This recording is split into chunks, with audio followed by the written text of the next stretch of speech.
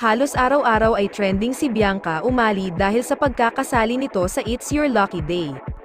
Umaani siya ng papuri dahil sa galing niya sa hosting kahit siya lang ang nag-iisang kapuso artist sa Kapamilya Noontime Show. Sa galing niya, hindi mo mararamdaman yung ilang factor, nag-gel agad siya sa mga taga-ABS-CBN.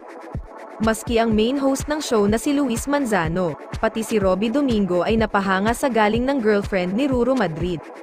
Sobrang appreciated naman ni Bianca ang mga matatanggap na papuri, kaya naman mas lalo raw niya ginagalingan. Hindi napahiya ang Kapuso Network na si Bianca ang una nilang isinabak as guest lucky star dahil sa galing nito. Bet nga ng netizens na gawin ng regular host si Bianca if ever magtuloy-tuloy ang nasabing show pag nakabalik na sa ere ang It's Showtime, dahil may chikang ang ilalagay sila sa ibang time slot. Nakatulong kaya sa galing mag-host ni Bianca ang pag-guest host niya sa Eat Bulaga, noong parte pa ng show ang TVJ. Legit na barkads, naging semi-regular kasi siya rito bago pa man lumipat ang original hosts ng EB sa TV5.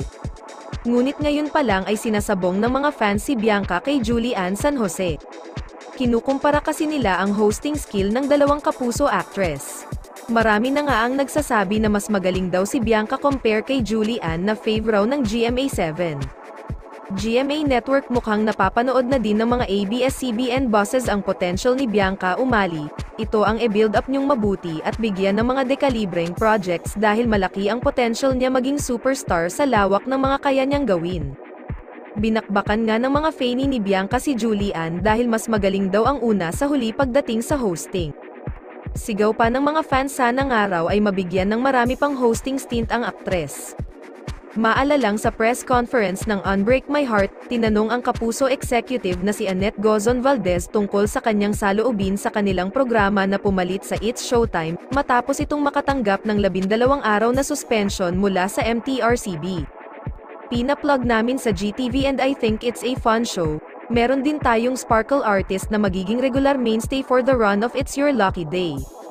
Inulanan ng karamihan ay positibong feedback mula sa netizens dahil sa energy at swerteng dala ng nasabing programa na walang pinagkaiba ang lakas ng karisma nito sa masa sa pansamantalang nagpapahingang It's Showtime.